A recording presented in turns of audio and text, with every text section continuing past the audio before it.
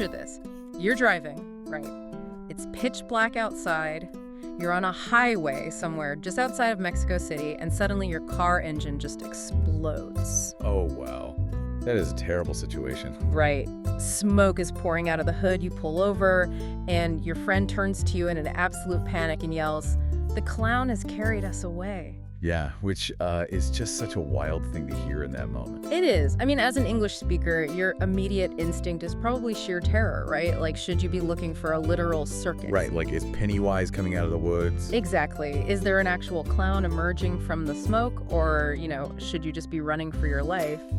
What is your next move? I mean, it is a genuinely terrifying image if you attempt to translate it directly. It sort of turns a standard mechanical breakdown into this surreal horror movie scenario. It totally does. And, well, that is exactly why we are here today. Welcome to your deep dive.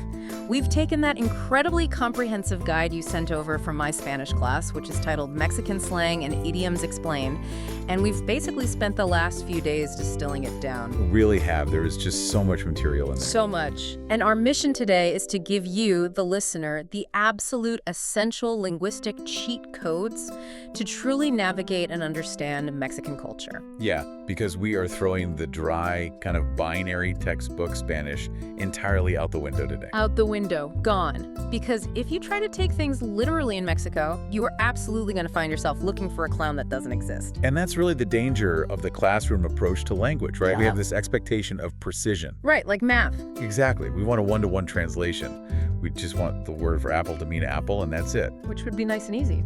It would be. But the reality of Mexican Spanish is that it is this incredibly vibrant, highly contextual, and honestly deeply emotional ecosystem. Oh, for sure. To understand the slang is to really understand the history, the class dynamics, the humor, and honestly the survival mechanisms of the culture itself. Okay, so let's unpack this, because you really can't build a house without a foundation. No, you definitely can't. If we are going to reconstruct your understanding of how Mexicans actually communicate on the street or at a bar or, in the office, we have to start with the baseline. The absolute basics. Right. And there are 4 words in your source material that are so ubiquitous, they basically function as the atmospheric pressure of the country. Like, you literally cannot escape them. You can't. They are the pillars of everyday interaction. I mean, mastering just these 4 concepts will immediately transition you from sounding like a tourist who's, nervously clutching a phrase book to someone who actually understands the rhythm of the culture. Well, I want to tackle the undisputed king of these words first because, it is everywhere. The word is gui. Ah, yes. Yeah. Oui. Usually spelled W-E-Y, right? Way. It functions as the ultimate conversational filler. The closest equivalent I can really think of is the American dude or maybe the British mate. Yeah, mate is a good comparison. But even those feel a little too restrictive. Way is practically punctuation. It really is. And what's fascinating here is how a single syllable manages to do so much heavy lifting in any given conversation. It's everywhere. If we trace the etymology back, it actually originally derives from the word buoy. Wait, buoy with a B. Yes, buoy, which literally means an ox. Okay, an ox, like the animal. Exactly. And historically, to call someone a buoy was actually a mild insult. You're calling them slow, or plodding, or dumb, basically like a beast of burden. Oh, wow. So it wasn't a nice thing to say. Not at all. But language, and especially street language, is incredibly malleable. Over the decades, it just sort of lost its sting and morphed into this universal term of familiarity. It's like the ultimate equalizer. I've overheard conversations in cafes in Mexico City where almost every single sentence begins and ends with Oh, absolutely. like, hey, Wei, what are we doing tonight? Wei, I can't believe this way. It just softens the edges of a sentence. It does. But wait, I have to ask, if it started as an insult, how does calling your friend a slow ox build camaraderie? Well, because reclaiming an insult is a really profound display of intimacy. Oh, I see. When you call someone Wei today, you are deliberately dropping all societal formalities. Yeah. You are signaling to the other person, look, we were on the exact same level. We don't need titles. We don't need pretense. Right, it's very leveling. Exactly. It creates an immediate horizontal social dynamic. Right. Though I should point out, it is strictly a horizontal dynamic. What do you mean by that? Well, you would never use it vertically to address your boss in a formal meeting. Right. You certainly wouldn't use it to address your grandmother. Right, yeah, keep the ox metaphor out of the boardroom and away from grandma. Exactly. So way is our punctuation. It establishes that casual vibe. But the second word in this foundational group is the one I'm actually most fascinated by, purely because of its utility. Okay, which one? The word is oral. Oh yes, oral. If way is the punctuation, oral is definitely the Swiss Army knife of Mexican Spanish. Right, but unlike a real Swiss Army knife, which has, different physical tools you can pull out, oral is just one single word. Just one word. So how does it accomplish so many different tasks? Well, it relies entirely on the melody of the language. It is dictated by your intonation, the elongation of the vowels, and the context. Okay, so it's how you sing it, basically. Pretty much. Let's break down its primary functions according to the source. First, it can express profound awe or surprise. Like shock. Right. Imagine you show a friend the keys to a brand new house you just bought. They aren't going to give you a short response. They will likely widen their eyes, stretch the word out, and give you a long, drawn-out, wow. Wow. Exactly. It means, wow, I am incredibly impressed. Okay, so the long drawl is for awe, but I've also heard it used in the exact opposite way, like when someone is incredibly annoyed. Precisely. And that brings us to its second use, which is urgency or impatience. Okay, set the scene for me. So if you are standing by the door and you're already late for a flight and your friend is still casually looking for their sunglasses in the other room, you don't stretch the word out. You don't give them the long, ooh-row. No, you give them a sharp, rapid-fire oral. We're like, move it, let's go. Yes. It's practically a verbal shove out the door. I love that. It can also function as a motivational push, kind of like cheering on a soccer team to advance the ball. Yeah. Just yelling oral from the stands. Right. And finally, its most common, everyday use is simply casual agreement. Just saying yes, basically. Yeah, if I say to you, hey, I'm going to run to the store to grab some water, I'll be right back. You can just nod your head once and say, oral. It just means, all right, understood. Sounds good. Wow, that is linguistic efficiency at its absolute finest. You have awe, annoyance, motivation, and passive agreement all housed in a single word. It's incredibly useful. You just have to tune your ear to the specific frequency of how it's being sung, which actually brings us perfectly to the third baseline word. When you want to initiate an interaction and ask someone how they are doing, the textbook insists you say, hola, ¿cómo estás? Right, like the classic classroom greeting. But the source points out that the streets absolutely prefer ¿qué onda? ¿Qué onda? Yeah. Literally translated, it means what wave or what vibration. What wave? Yeah, it's the standard universally accepted equivalent of what's up or how's it going. I have to say, what wave sounds inherently cooler than how are you? Yeah. It feels like you are asking someone, what frequency are we broadcasting on today, man? It does have a very relaxed, almost 1960s counterculture origin. Really? Yeah, it originated as youth slang, capturing that exact feeling of catching someone's vibe. But what happens to successful slang is that it eventually ages up and permeates the entire culture. It goes mainstream. Exactly. Today, it is entirely mainstream. You can use it with a teenager, you can use it with a street vendor, or even a colleague. It's just a friendly, open-ended invocation for the other person to share their current state of being, but without the rigid formality of those textbook greetings. Okay, so let's recap. We know how to greet people with ¿qué onda? We casually establish intimacy with way, and we can agree with whatever they say using oral. You're halfway there. The final pillar of this foundational group is a word that honestly carries a surprising amount of philosophical weight, I think. The word is neta. Meta, in its absolute simplest translation, it means the truth. The truth. But in practical usage, it is so much more layered than just that. Your notes highlight that it operates dually, almost like a call and response. How does that actually play out in a real day-to-day conversation? Well, it operates as both the ultimate question of disbelief and the ultimate statement of undeniable fact. Okay, give me an example. Let's say we are having coffee, and I tell you a piece of shocking news. Let's say I tell you that the company we both work for is secretly going bankrupt. Oh, wow, okay. Right. Your immediate reaction wouldn't be a formal, is that true? You would look at me, lean in, and just ask, neta. Neta, like, are you serious? Are you telling me the absolute truth right now? Exactly. And my response, to look you in the eye and confirm that this is not a rumor, it's not a joke, but the absolute cold, hard reality of the universe, would be to nod and say, es la neta. Es la neta. It is the truth. Is the truth. But wait, I've also seen it apply to inanimate objects like food. Oh, yeah. I remember a friend taking me to a street food stand once, and he pointed at a plate of al pastor tacos and said, "These tacos are la neta." How does a taco equal the truth? Well, if we connect this to the bigger picture of how humans assign value, if something is the truth, it means it is authentic. Okay, authentic. It is undeniably real.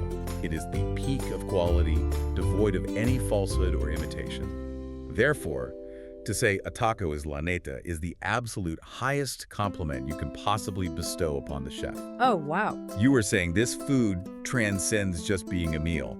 It is a factual masterpiece. It is the platonic ideal of a taco. Now here is where it gets really interesting to me. We've established this baseline, right? We can navigate a basic interaction. But what happens when we start looking outward? At the world around us. Exactly. Yeah. How do Mexicans actually judge the world around them? Because the words a culture uses to describe quality, class, and value, they tell you everything about that society's worldview. Absolutely. The vocabulary of judgment in Mexico is deeply tied to its sociology, its history, and its economic realities. It reveals what the culture aspires to, and, quite frankly, what it looks down upon. Let's start with the positive end of the spectrum, the words for cool or awesome. The source introduces chido, which seems fairly straightforward. Yeah, chido just means nice or cool. But then we hit a literal translation that I absolutely need you to explain, the word padre. Ah, padre. Which, of course, literally translates to father. Right, Yep. father. And if something is very cool, it's padrissimo, which is the superlative of father. Yes. I have to push back on this. Why on earth does the word for father mean awesome? And to add to my confusion, the source also introduces the word fresa, which literally translates to strawberry. Strawberry, right. And it notes that strawberry is used to describe someone who is preppy or snobby. So let me get this straight. A father is an awesome thing, but a strawberry is a snobby person. What is the underlying logic here? It sounds absurd when you put it like that, but this is a brilliant study in sociological linguistics. You really have to look at the historical pillars of Mexican society to understand padre. Okay, take me to history class. Mexico is a historically patriarchal, deeply Catholic country. For centuries, the figure of the father, whether that is the patriarch sitting at the head of the family dinner table or the religious priest, the padre, leading the congregation, that figure has commanded ultimate respect, authority, and reverence. Oh, I see. Therefore, something that is padre is something grand. It is respectable, it is inherently good. So if I buy a classic car, right, and my friend says, "Que padre car," or "that car is padrissimo," they aren't saying my car is acting like a literal dad. No, not at all. They are saying the car has a sort of ultimate, undeniable, respectable quality to it. It commands respect. Precisely. It is top tier. Now, let's contrast that historical weight of the father with the fragility of a strawberry, the fresa. Think about the physical characteristics of a strawberry compared to other fruits. Well, I mean, it's soft. It goes bad really quickly if you don't keep it in the fridge. Exactly. It is extremely delicate. It bruises incredibly easily. Historically, growing strawberries required very specific, pampered, tempered conditions. They need a lot of care. Yes. They were considered a slightly fancier, sweeter, more delicate fruit compared to, say, a rugged, resilient apple or some tough root vegetable that just grows in the dirt. Oh, okay. I see the psychological mapping happening here. So calling someone a fresa is mapping those fragile, pampered qualities directly onto a human being? Yes, exactly. A fresa is a slang term for someone who is perceived as upper middle class or wealthy. Like a preppy kid. Right. They are preppy, perhaps a bit sheltered, and highly concerned with appearances. They tend to speak with a very specific, slightly drawn-out inflection. They wear international name brands.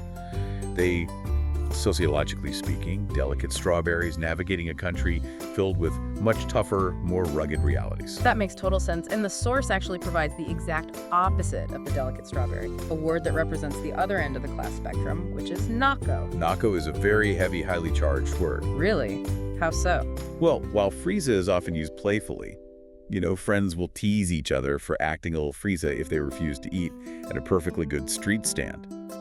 Naco is entirely different. It's not playful. No. It sits at the absolute opposing end of perceived class and tact. It is used to describe someone or something that is considered tacky, loud, uncouth, or lacking in education and social grace. So it's heavily tied to classism then? Deeply tied to it. It's a word that carries a massive amount of sociological baggage. Calling someone a naco is rarely playful. It's usually meant to be derogatory. It highlights the sharp economic divides within the country. Wow. It's the tension between the polished, high-end neighborhoods and the chaotic working-class reality of the streets. Speaking of geography and tension, there's a specific word dedicated entirely to people from the capital, Chilongo. Ah, yes. A Chilongo is someone from CDMX, the bustling, massive heart of Mexico City. And this word is a fascinating chameleon because its meaning changes entirely depending on who is actually saying it. How so? Like, is it an insult or a compliment? Both. If you are from Mexico City, you might wear the term Chilongo as a badge of immense pride. Like, I'm a tough city kid. Exactly. It means you are resilient, you know how to navigate the complicated metro, you survive the insane traffic, you are street smart. But if you are from the provinces, say, a quieter town in Jalisco or Oaxaca, you might use Chilongo as a slight insult. Really? Why? Because to the rest of the country, Chilongos can be viewed as overly aggressive, fast-talking, arrogant city slickers who think the entire universe revolves around their capital. That is so funny. It's the exact same dynamic as how the rest of the United States views New Yorkers or how the rest of France views Parisians. Exactly. It is the universal tension between the hyper-centralized capital and the rest of the nation, just perfectly encapsulated in one single word. Okay, so we know how to judge the people. We've got the resilient Chilongos, the delicate fresas, the tacky nacos. But what about the stuff? The material things. Right, how do we judge the material world? If padre means something is good and commands respect, is there a word for something that is just aggressively, mind-blowingly awesome? Oh, definitely. At the very top of the hierarchy of quality, you have chingon. The source notes that chingon is stronger than chido or padre. It defines it as badass or the absolute best. Yes, chingon definitely has some edge to it. It's not just good, it is fiercely excellent. Okay. If a movie you watched was Padre, you had a nice time at the theater. But if a movie is chingon, the cinematography blew your mind, the acting was spectacular, and you just cannot stop thinking about it. Can you use it for a person, too? Absolutely. A person can be chingon, meaning they're incredibly skilled or just intimidatingly good at what they do. You also have softer words for high quality, like buenazo, which means really good, especially when describing a delicious meal or someone's specific talent. Or de lujo. De lujo, which literally translates to of luxury. Yes, meaning something that's fancy or premium. Okay, but let's flip the script entirely. Let's say I am not buying something de lujo. Let's say I am walking through an incredibly crowded tianguis. Ah, the tianguis.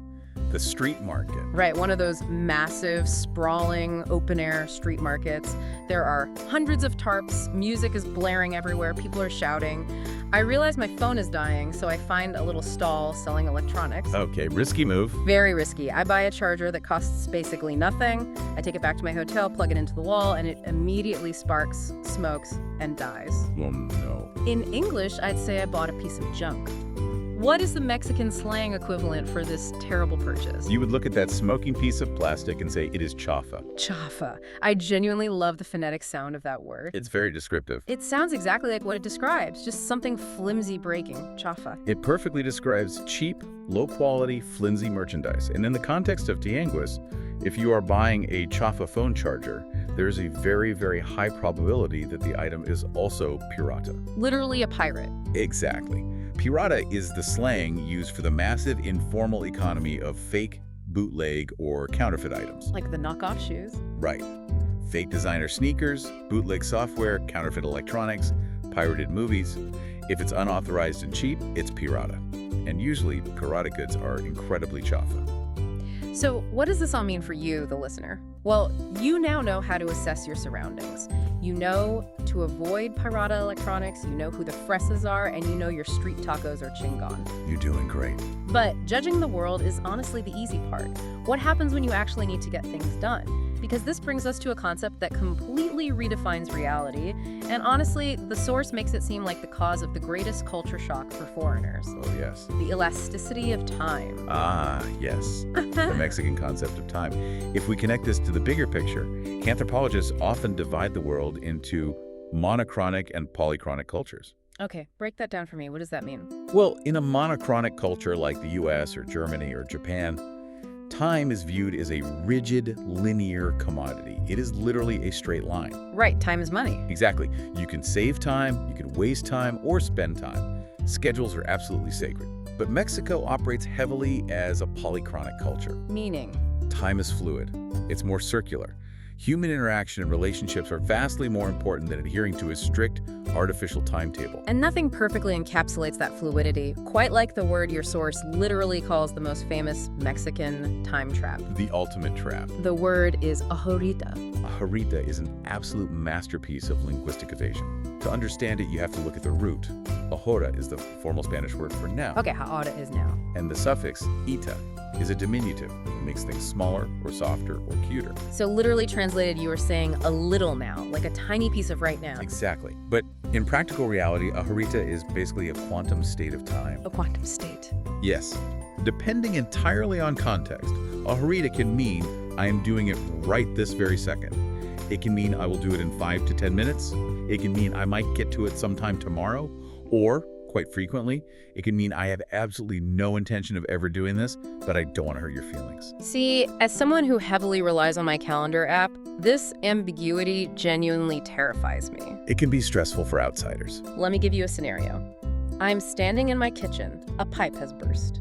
Water is rapidly filling the room. A literal disaster. I call a plumber. The plumber says, "No te preocupes. Voy a ahorita. Don't worry, I'm going a ahorita." How on earth am I supposed to know if I should grab a mop and wait 5 minutes, or if I need to start building a life raft because he's actually coming tomorrow? How do you function when now means maybe never? This raises a very important question about how high-context cultures navigate social friction. In Mexican culture, delivering a blunt, direct no, or saying I'm too busy to help you right now, is often perceived as incredibly rude, harsh, or overly aggressive. Really? Even if it's the truth? Yes. It damages the social harmony. So it's not about being deceitful, it's about being polite. Exactly. Ahorita is the ultimate polite social buffer.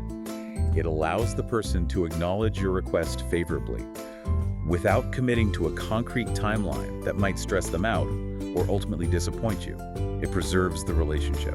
Okay, I understand the anthropology of it. It's a social lubricant. But going back to my flooded kitchen. Right, the water is still rising. If ahorita is just a polite buffer, how do I actually communicate to the plumber that if he isn't here in 3 minutes, my house is going to literally float away? How do you demand urgency without sounding incredibly rude? When you actually truly mean right this exact second, you must abandon the diminutive entirely. You do not use ahorita. What do I use? The source gives us the exact phrase you need for your flooded kitchen. Luego, luego. Luego, luego.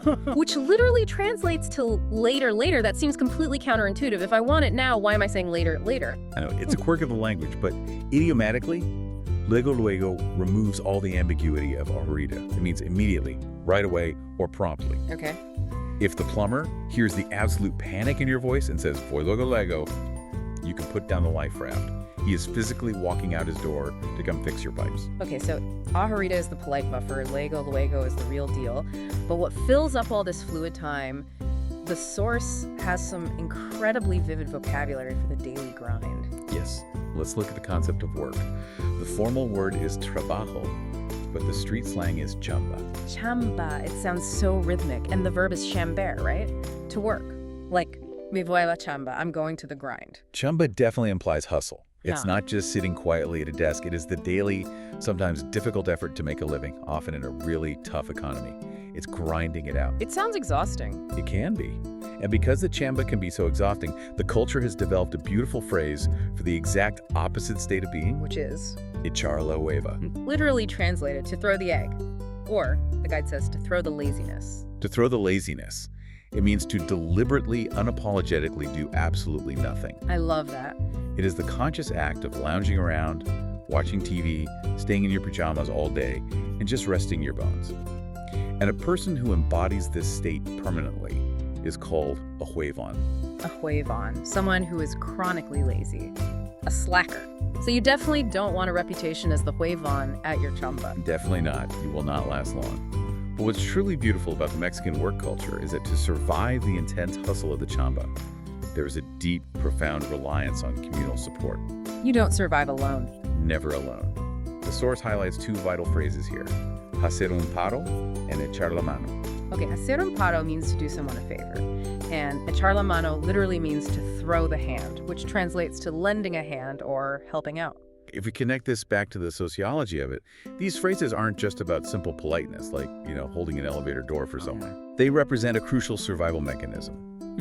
In a society where institutional infrastructure can sometimes be bureaucratic, slow, or just unreliable, your personal network, your friends, your carnals, your compass, that network becomes your actual safety net. That makes a lot of sense. You survive the grind of the chamba by echando la mano, lending a hand to your community, knowing with absolute certainty they will do the exact same for you when you need a favor. That is a really profound way to look at it. You endure the hustle by weaving this incredibly tight social fabric of favors. Exactly. And eventually, after a long, hard day of chamber, you are inevitably going to need to eat. Which brings us to perhaps the most vivid, poetic part of this entire deep dive. With the food. When food ceases to just be calories and becomes the very language of human emotion. In Mexico, food is not merely sustenance. It is history, it is regional identity, it is art, and it forms the very foundation of how people express complex, abstract, internal states. The literal translations in your source material here are just spectacular. Let's start with a physical state we have absolutely all experienced. Okay, you go to a fantastic restaurant. You devour a massive plate of mole, 6 tacos al pastor, a tamale, and a giant glass of horchata. I'm getting hungry just listening to this. Right. You sit back in your chair and suddenly you can't keep your eyes open. All the blood has rushed from your brain to your stomach to digest the feast. You are in a heavy, lethargic food coma. How do we describe this in Mexican slang? You are suffering from el mal del puerco. The curse of the pig. Or the sickness of the pig. I love this so much. Yeah. It is the most visceral way imaginable to describe a post-meal crash. It perfectly captures the heavy, immobilized, almost paralyzing state you find yourself in. You aren't just casually sleepy. You have eaten with the ferocity of a pig, and now you have been cursed by the swine to remain glued to your chair. It paints such a clear, vivid picture. Okay, what about mapping anger? Because the source gives us an idiom that was actually the title of a very famous Mexican novel and movie. Yes, estar como agua para choque. Yes, Laura Esquivel's brilliant 1989 novel. The phrase literally translates to be like water for chocolate. Right. Break the physics of this down for me. Because to an outsider, water for chocolate sounds incredibly sweet, cozy, and comforting. Like sipping cocoa by a warm fire. It does sound nice. But the source says it actually means to be furiously, dangerously angry. Why? This requires specific culinary context. In traditional Mexican cooking, hot chocolate is often not made with milk. It's made with water. Okay. And the chocolate doesn't come in a fine powder. It comes in hard, solid, rustic discs of ground cacao, sugar, and cinnamon. To properly melt those hard discs, the water cannot just be warm. It must be brought to an absolute rolling, violent, bubbling boil before you drop the chocolate in. Oh, the light bulb just went on. Wow. So if a person is como agua para chocolate, they are not sweet and cozy, they're simmering, they're bubbling, they are right at the exact boiling point, right on the precipice of a violent eruption. That is amazing. It perfectly encapsulates the feeling of being so incredibly mad that you're about to lose all control. That is emotional mapping at its finest. Taking a physical, scientific process from the kitchen, the precise boiling point of water, and mapping it perfectly onto human psychology. It's very poetic. Okay, here is another culinary metaphor that I really need you to extrapolate on. The phrase is, de lengua me como un taco. Literal translation, I will eat a taco made out of your tongue. It sounds incredibly aggressive, doesn't it? Almost cannibalistic. It really does. If I am having an argument with someone and they threaten to eat a taco made of my tongue, I am calling the police and running away. But what does it actually mean in practice? It essentially means I don't believe a single word you are saying or you are full of lies.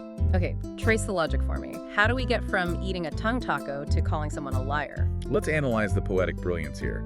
First, lengua, which means tongue in Spanish, much like in English, represents speech, talking, and often empty promises. Right. If someone talks a big game but never takes action, they are described as pura lengua, all tongue. Second, you have to know that tacos de lengua, which are slow-cooked beef tongue tacos, are a very real, very popular, and incredibly delicious street food dish in Mexico.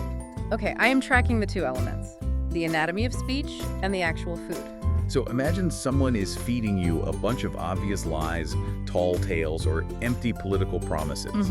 They're trying to get you to swallow their story. Right. You interrupt them and say, "Te lengua me como un taco." You are essentially telling them the only lengua, or talk, I am ever going to swallow is a literal taco of beef tongue from a street stand. I am absolutely not going to digest the nonsense coming out of your mouth. That is a linguistic mic drop. You take their deceit, their talk, and turn it into a literal meal that you actively refuse to consume. It's so layered. It's a great shutdown. And it really shows how simple, beloved dishes become the benchmark for complex situations. Which ties perfectly into the next food phrase, no son enchiladas. It's not as easy as making enchiladas. Which means something is highly complicated.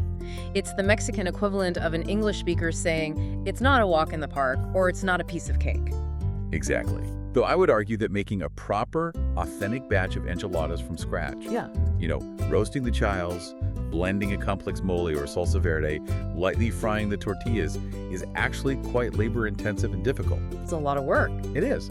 But culturally, it represents a standard, everyday, foundational task. So if you are at your chamba and your boss dumps a massive, highly complex spreadsheet on your desk and asks for it in an hour, you might sigh and mutter to your coworker, "No son enchiladas." Right. This isn't just throwing some tortillas in sauce. This is going to take serious time and effort. So as vivid and evocative as the food metaphors are, the guide shows us that they are really just the appetizer. The main course is chaos.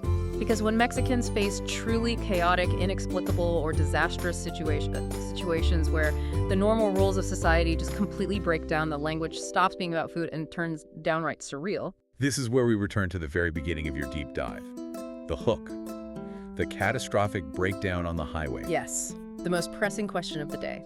You're standing on the dark street, smoke is billowing from your car, you left your wallet at home, your phone just died, and your friend looks at you and says, "Ya nos cargó el payaso." The clown has carried us away. We know it means we are in big trouble, but why a clown? Why not a monster, a ghost, the devil, or, the police? Why has the clown specifically arrived to abduct us? Unpacking the absurdity of this idiom is just a joy. While linguists debate the exact historical origin, some tied to old rodeo clowns who would carry away injured bull riders, the cultural imagery is universally understood today. Okay. A clown is inherently absurd. It is comical, unpredictable, and entirely out of place in a serious, real-world emergency. If your situation is degraded to the point where a literal clown is carting you off into the night, it means reality has completely broken down. You're in the twilight zone. Exactly. You have lost all agency and control over the situation. It is the ultimate expression of bizarre, inescapable doom. It's basically laughing in the face of absolute disaster. It's a coping mechanism. Like, well, my car is dead, I have no money, and it's starting to rain. The situation is so ridiculously bad that only a clown could be responsible for this. Exactly. It uses humor and surrealism to diffuse the panic of absolute ruin. Now, this raises an important question regarding human nature. What's that? When chaos strikes and the clown carries us away, who is to blame? How is responsibility handled linguistically? Right. If everything goes wrong, who dropped the ball? Interestingly enough, the answer to that is often sepa la bola. Knows the ball. What does a ball know? Who knows is the practical translation. It is used when nobody knows who is responsible, or more accurately, when nobody wants to admit fault. Okay, but the ball. To understand why a ball knows the answer, we have to look back at the Mexican Revolution in the 1910s. Okay, hitting the history books again. During the revolution, there were organized armies, sure, but there were also massive, spontaneous uprisings of peasants and citizens. These unorganized, chaotic mobs were referred to as la bola, the ball, a rolling mass of people. Wow, okay. When a town was ransacked or property was destroyed, the authorities would come in and demand to know who committed the crime. The townspeople, protecting each other, would just shrug and say, "Fue la bola." It was the mob. It was the mob. The collective, faceless crowd did it. Wow, so over a century later, sepa la bola remains the perfect linguistic tool to express collective irresponsibility. It wasn't me, it wasn't you, it was the amorphous blob of society. The ball knows, but I certainly don't. Precisely. Now, amidst all this chaos, we have to process information. Let's break down two idioms that deal with psychology and communication. Specifically, how we physically experience the act of understanding something and the act of pretending to. Okay. Contrast these two phrases from the source, caer el 20 and dar el avión. Let's start with cognition, caer el 20. The 20 dropped. The guide says this is the equivalent of the eureka moment, the exact second you finally understand a joke, a concept, or a situation. Yes. To understand this, think back to the era of public payphones in Mexico, before everyone had a cell phone. Okay, I see where the mechanics of this are going. To make a call, the standard cost was a 20-centavo coin of 20. You would pick up the heavy receiver, insert the coin into the slot, and dial the number, but the line would be completely dead. Just silent. You would stand there, waiting, holding the phone to your ear, in silence. Nothing is happening. Until suddenly, inside the machine, clink, the coin finally dropped past the mechanism. The circuit closed, the connection was made, and suddenly you could hear the dial tone or the person on the other end. That is a spectacular mechanical metaphor for the human brain. It really is. You are sitting in a math class or listening to a complex story. You are confused. You are processing. There's just dead air in your head. And then, clink me el 20. The 20 dropped. The cognitive connection is finally made. I get it. It perfectly maps the sudden physical sensation of sudden understanding. But what happens if the 20 never drops? Oh. What happens if you don't understand, or worse, you simply don't care to listen to the person talking to you? That's when you employ dar el avión. To give the airplane, which means to ignore someone while pretending to pay attention. We are all guilty of this. Someone is telling you an incredibly boring, long-winded story about their commute, and you are just nodding, making eye contact, and saying, uh-huh, yeah, wow, or you are giving them the airplane. But why an airplane? The imagery evokes a parent or an adult dealing with a fussy toddler. The child is crying or babbling, so the adult picks up a toy airplane and swoops it around, making zooming noises, knee room, to pacify and distract the child without actually engaging with why they are upset. Oh my goodness, you are placating them. You are treating the boring storyteller like a toddler. You're just zooming the plane around to keep them quiet. That's hilarious.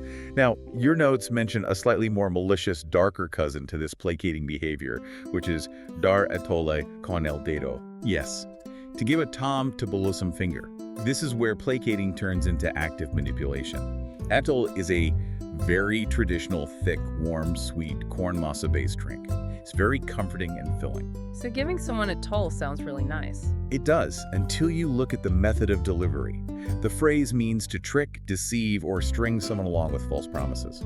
Imagine a person who is starving. Okay. Instead of handing them the warm bowl of atole to drink, you just dip your single finger into the bowl and let them lick the drop off your finger.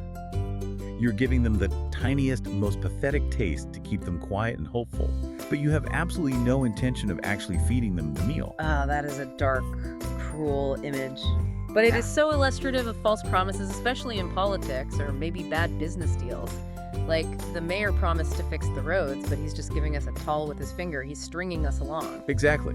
And all of this, the clowns carting us off, the mobs taking the blame, the drop 20s, the fake airplanes, the manipulative antole, it all culminates in one singular word that perfectly summarizes the messy, chaotic party of human existence. Which is relajo. Relajo. The guide defines it as a mess, a loud party, a joke, or a generally chaotic situation. It is the embodiment of disorder, but often with a humorous or social spin. Like what? If a teacher leaves a classroom of middle schoolers alone for 5 minutes and they start throwing paper, yelling, and jumping on desks, that room is a relajo. If a Friday night out with friends gets wildly, unexpectedly out of hand, you lose your jacket, you end up in a different city, you meet strange people, that entire night is a relajo.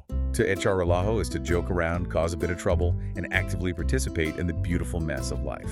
But surviving this relajo requires incredibly quick reflexes, both physically to avoid danger on the streets and verbally to navigate social situations. And I think that transitions us perfectly into the visceral bodily reactions we need to know. Absolutely. When you step out onto the busy streets of a place like Mexico City, navigating the relajo means the language becomes entirely about the body, physical survival, and anatomical traits. Let's put you, the listener, into a survival scenario. You are walking down a narrow, crowded sidewalk in the historic center of CDMX. You are staring down at your phone, looking at a map. Suddenly, a vendor carrying a massive, towering stack of wooden crates on his shoulder yells out, "Aguas!" Whatever you do not look up at the sky searching for rain, and do not look for a puddle. Stop moving immediately. Right. The guide says aguas means watch out or be careful. But why is the word for waters used as an emergency warning? This is a fantastic piece of linguistic archaeology. We have to go back to colonial times, before the invention of modern indoor plumbing and sewer systems. Uh-oh. I know where this is going. People in multi-story buildings would collect their dirty dishwater, their wash water, and significantly worse, the contents of their nighttime chamber pots. When it was time to empty them, they would literally just throw the contents out of their second-story windows directly onto the street below. A truly terrifying era for pedestrians. Indeed. But as a courtesy, before hurling a bucket of human waste out the window, they were legally and socially obligated to yell aguas, waters, to warn anyone walking below to scatter. So the plumbing evolved, the city modernized, but the verbal reflex stayed hardwired into the culture. Exactly. If you hear aguas, you freeze, because metaphorical dirty water is about to hit you. Exactly. And if you ignore the warning, you might end up stepping into a pothole or knocking over a stand, which means you would meter la pata. To put the paw in, meaning to screw up, make a clumsy mistake, or put your foot in your mouth. Like an animal stepping directly into a hunter's trap. Yes. Or let's say your mistake was stumbling into an artisan shop and accidentally shattering a beautiful ceramic vase. You ask the owner how much you owe him, he tells you the price, and you realize you have to empty your bank account because it cuesta un ojo de la cara. It costs an eye from the face, which is the much more gruesome Mexican equivalent of the English phrase costing an arm and a leg, meaning extortionately expensive. What's truly fascinating here is how anatomical parts are used to define not just physical actions, but deep ingrained character traits. The body becomes the map of the soul. Let's look at the elbow and the tongue. Okay, let's start with the elbow. The source points out the word codo, which literally means elbow, but it is used as an adjective to describe a person who is incredibly cheap, stingy, or miserly. Why is a miser an elbow? Think about the physical biomechanics of paying for something. You are at a restaurant, the bill arrives. To pay, you have to reach into your back pocket or your purse to pull out your wallet. To do that, you must bend your elbow. Right. A person who is kodo is someone whose elbow is metaphorically stiff or rusted shut. They physically refuse to bend their elbow to reach for their money. They are tight-fisted. I will never unsee that image. A stiff elbow means a closed wallet. That is brilliant. Okay, what about the tongue? The phrase to describe someone's character is sin pelos en la lengua. Without hairs on the tongue. This describes a person who is brutally, sometimes painfully, honest and direct. Because if you literally had a hair stuck on your tongue, it would be incredibly uncomfortable. You would stutter, you would hesitate, you would hold back your words as you tried to spit it out. Exactly. An obstruction on the tongue forces you to filter your speech. But a person sin pelos en la lengua has no obstructions. They do not filter. They speak their mind with absolute clarity, for better or worse, no matter who they offend. Wow. And sometimes, speaking with that level of unfiltered, brutal honesty leads society to judge that you faltar un tornillo. That you lack a screw. You're crazy. You got a loose screw in your brain rattling around. Precisely. Now, while we are reacting physically on the streets, we have to talk about the vocal exclamations. The guide provides a fantastic grouping of K phrases that cover wild, instantaneous emotional swings. I love these because they are so punchy. Let's play out a scenario for the listener to group these together. You are walking down the street and you bump into a dear friend you haven't seen in 10 years. You throw your arms open, smile widely, and yell, "Que milagro!" What a miracle. It is the ultimate, joyous, highly dramatic Mexican equivalent of long time no see. You are elevating a chance encounter to the level of divine intervention. But then, let's say while you are rushing forward to hug this friend, you trip over the curb and fall completely flat on your face into a muddy puddle in front of a crowd of people. You wouldn't say miracle. You would groan, hide your face, and say, "Que oso." What a bear. I need the logic on this one. How does a large woodland creature equal embarrassment? Because que oso translates to how embarrassing or what a cringe moment. You have to picture a very specific type of bear. Think of the old, cruel tradition of a dancing bear at a traveling circus or a medieval carnival. Okay. It is a large, majestic, but inherently clumsy creature being forced to wear a silly hat and perform awkwardly in public while a crowd points and laughs at it. Yeah. When you faceplant into the mud and yell "Que oso," you are saying, "I feel exactly like a clumsy dancing bear right now. Everyone is staring at my public humiliation, and I look completely ridiculous." The vulnerability of the dancing bear, that is so incredibly evocative. And finally, if your friend, instead of helping you out of the puddle, just points at you and laughs with the crowd, you would look up at them from the mud and say, "Que gacho." How mean, how ugly, or that's messed up. So we have que milagro for absolute joy, que oso for deep cringe, and que gacho for betrayal and meanness. It's an entire emotional spectrum achieved just by attaching a noun or an adjective to the word K. But this brings us to a critical juncture. What happens when that brutal honesty, that speaking sin pelos en la lengua, crosses a dangerous line? Right. When does it stop being playful, colorful street slang and start being genuinely, aggressively offensive? To truly master this slang, you cannot just learn the funny words. You have to understand the razor-thin line between friendly banter and fighting words. And this is vital for your survival, listener. We are moving into the nuances of tone, navigating the treacherous scale from ultra-polite deference to extremely profane vulgarity. The guide brings up a conceptual phrase for this boundary, which is pasarse de la raya. Cross the line. Literally passing the stripe or the boundary. As our expert guide, how does a listener avoid crossing that stripe? Because a lot of these words seem to function like chameleons. They change meaning entirely based on just how you say them or who you say them to. I will gladly serve as the voice of reason here. The key to survival is understanding that Mexican Spanish, perhaps more than many other languages, operates on a vast, highly sensitive spectrum of respect and formality. Oh. To understand the vulgarity, you first have to understand the reference. Okay. Let's look at the absolute highest, most polite end of the spectrum first. The word mande. Mande. The guide notes that this is the polite Mexican way to say what, or pardon, when you didn't hear someone, or when someone calls your name. Yes. Literally, it derives from the verb mandar, which means to command or to order. To command. Yes. When you say mande, you are essentially saying, command me. If an elder, a boss, or even a stranger calls your name, you respond with mande. It is an expression of deep historical deference. It signals a complete readiness to serve or to listen respectfully. Wow, that is intense respect. It is. Now hold that extreme level of respect in your mind, and let's contrast it with the absolute bottom of the vulgarity spectrum from the source. The phrase, me veo madre. Oof.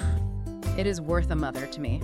Which the source translates as a highly vulgar, aggressive way of saying I don't care at all. In Mexican slang, the word madre, or mother, is the most complex, dual-natured concept in the language. It represents the virgin, the holy, the life-giver, the absolute most respected figure in society. Right. Because it is so sacred, using it in slang makes it the most profane. To say something me veo madre means it has absolutely zero value to you. It is dismissive, rude, and aggressive. That's a huge swing. To give you an idea of the stakes, if your boss asks you to take on an extra project and you reply mande, you are showing respect. Yeah. If you reply me veo madre, you are getting fired on the spot and likely yelled at. Okay, the extreme ends of the spectrum are very clear. Deference versus dismissal. But what about the words in the middle? The chameleons. The source gives us a great paraphrases that demonstrate this perfectly. No munches versus no mens. This is the perfect example of the polite cousin versus the vulgar cousin dynamic in Mexican slang. Both phrases are used to express the exact same emotion. No way. Or, you're kidding. Or, stop messing around. So if my friend tells me they just won the lottery, I'd gasp and say, no manches. Yes. Yeah. No manches. Literally translates to don't stain. It is clean, polite, acceptable disbelief. You can say no manch in front of young children at the dinner table with your grandmother or in a semi-formal setting. Okay, safe for work. Very safe. However, its vulgar cousin is no mames. Which, if you watch any Mexican cinema or television, you will hear constantly. It is incredibly ubiquitous in casual life, but it remains profane. It literally translates to the verb to suck. Well, You only use no names with your closest compass or carnales when you're out at a bar, genuinely shocked or highly exasperated. If you say it in front of your grandmother, you are crossing the stripe. You are pasando la raya. okay, but here is the trickiest chameleon of them all. Let's dissect the word cabron. Ah, cabron. Using this word is a linguistic high-wire act.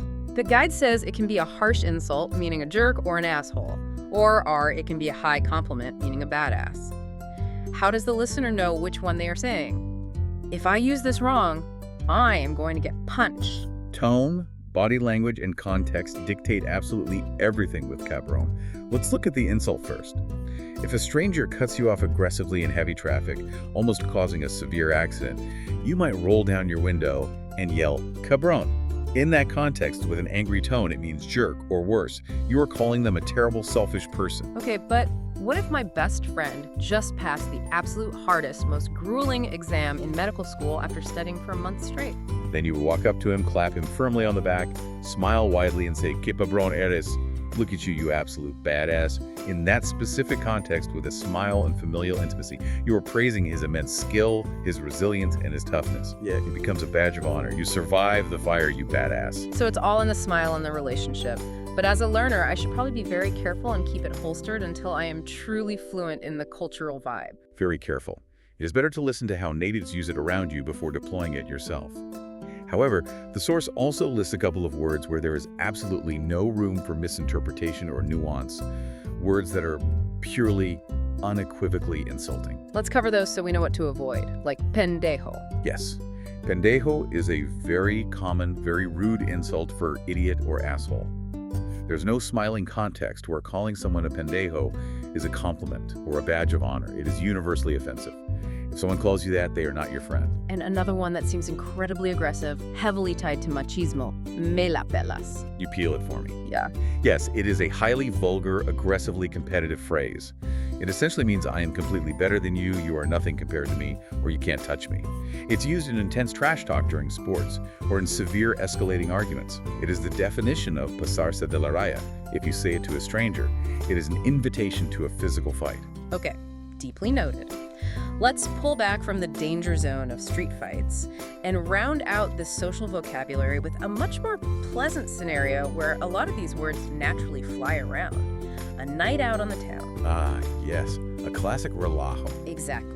You survived your chamba, you are out with your friends, you walk into a cantina, a traditional bustling Mexican bar, you sit down, but you aren't going to order cervezas like a textbook tourist, you are going to order a chela. Chela is the universal beloved slang for a beer. Vamos por unas chelas. Let's go grab some beers. And if you are with a group of friends and you are really thirsty, you don't just order individual chelas, you order a caguama. I love this word so much. Caguama. It sounds massive and weighty. It is massive. A caguama is a large, roughly 1-liter glass bottle of beer. But the origin of the word is what makes it beautiful. The word caguama actually refers to the loggerhead sea turtle, a massive species found off the coast of Mexico. Wait, so when you order a giant beer, you are ordering a sea turtle? Yes, because the large, brown, rounded shape of the 1-liter glass bottle looks exactly like the shell of a sea turtle resting on the table. And sociologically, ordering a caguama is a communal act. You don't usually drink a liter of beer by yourself. You order a sea turtle for the center of the table, and you share it, pouring it into smaller plastic cups for your compass. It's communal drinking. That's incredible, the sea turtle of solidarity. Now, if your table orders too many sea turtles, you're going to end up in a very specific state. Estar hasta las manitas. To be up to the little hands. Meaning extremely dangerously drunk. But why the little hands? Imagine someone wading into a deep pool of water. They keep walking deeper and deeper, completely submerging themselves, sinking down until the water is over their head, and the only thing sticking out above the surface are their 2 little hands waving around. When you drink too much, you are drowning in alcohol. You are hasta las manitas. That is such a vivid, almost cartoonish visual of losing control. But it stops being funny if the person drowning in alcohol becomes a malacopa. A bad cup. This is the universal term for someone who cannot handle their liquor. They get messy, they start arguments, they become overly emotional and cry, or they get aggressive, they ruin the relajo. Nobody likes a malacopa. And regardless of whether you are the life of the party or the malacopa, the next morning, when the sun comes up, you are going to wake up feeling one singular, painful thing. Crudo. Literally translated as raw. Which means hungover. And frankly, raw is the most scientifically, emotionally accurate way to describe a massive hangover.